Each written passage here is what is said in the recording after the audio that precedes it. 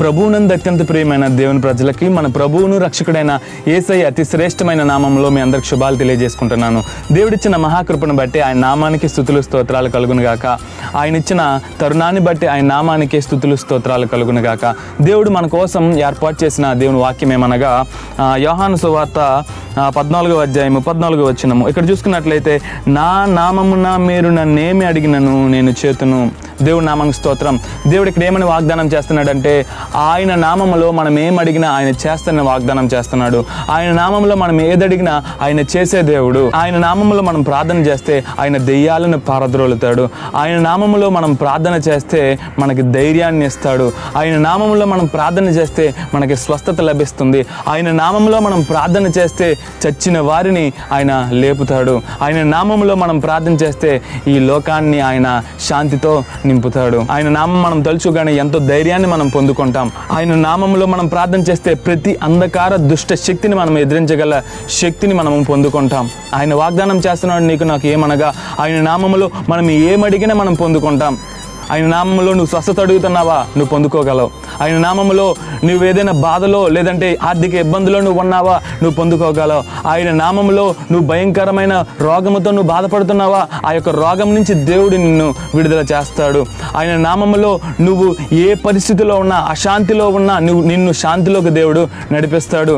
నువ్వు ఏ పరిస్థితిలో ఉన్నా దేవుని తలుచుకొని, ఆయన నామాన్ని తలుచుకొని, యేసయ్య నామాన్ని నువ్వు తలుచుకుంటే ఆయన నామంలో శక్తి ఉన్నదని మనము గ్రహించగలము. ఎటువంటి పరిస్థితులైనా ఆయన ఆదరించగల దేవుడు. ఒకసారి మనం ఆలోచన చేద్దామా? దేవుని నామములో మనం అడుగుతున్నామా ఆయన ధైర్యాన్ని ప్రసాదించమని?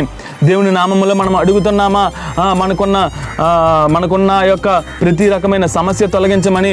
ఆయన నామములో అడుగుతున్నామా ప్రతి యొక్క వ్యాధిని తొలగించమని? ఆయన నామములో మనం ఏదడిగినా పొందుకుంటామండి. ఆయన నామములో నువ్వు ఏదడిగినా నువ్వు ఆయన నామం మహిమార్థమై ఆయన చేస్తాడు. మనుషుల మెప్పు కోసం కాదు, మనుషుల గొప్పతనం కోసం కాదు, నిన్ను గొప్పగా ఆయన చూపించాలని కాదు, కానీ ఆయన నామాన్ని గొప్ప చేసుకోవడానికి దేవుడు నీ పట్ల ఆయన కార్యాన్ని చేస్తాడు. నీకు ఉద్యోగం లేకపోతే దేవుడు ఉద్యోగాన్ని అనుగ్రహిస్తాడు. నీ వ్యాపారంలో నువ్వు వెనుకంజగా ఉంటే దేవుడు నిన్ను ఆశీర్వదించి నిన్ను వ్యాపారంలో ముందుకు తీసుకువెళ్తాడు. నువ్వు ఏ పరిస్థితుల్లో ఉన్నా ఆయన ఆశీర్వదించే దేవుడు. ఆయన నామంలో నువ్వు అడగాలి. దేవుడు నువ్వు ఉన్న పరిస్థితి ఆయనకు తెలుసు కాబట్టి నువ్వు ఎప్పుడు అడుగుతావని ఆయన చూస్తున్నాడు. కాబట్టి ఆయనని అడగడం మనం నేర్చుకోవాలి. అని అడిగితే ఆయన నామంలో శక్తి ఉన్నది.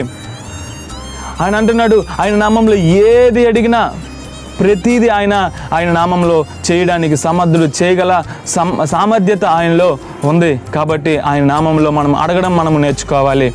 కాబట్టి ఈ యొక్క వాక్యం మన జీవితంలో ఫలించులాగిన చిన్న ప్రార్థన చేసుకుందాం. పరిశుద్ధుడా, ప్రేమ కలిగిన దేవా, దయగలిగిన తండ్రి, ఇదిగో నీ నామంలో అయ్యా మేము అడగడం మాకు నేర్పించండి అయ్యా. నీ నామంలో శక్తి ఉందయ్యా, నీ నామంలో బలం ఉందయ్యా అయ్యా, నీ నామంలో ధైర్యం ఉంది దేవా తండ్రి పరిశుద్ధుడా.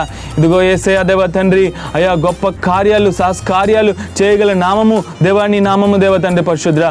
అటువంటి నామములో దేవా తండ్రి అయ్యా మేము ఏదడిగినా మేము అది పొందుకుంటామని నీ వాక్యం ద్వారా మాతో మాట్లాడినందుకు నీకే స్తుతులు స్తోత్రాలు దేవా తండ్రి పరిశుద్ధుడా.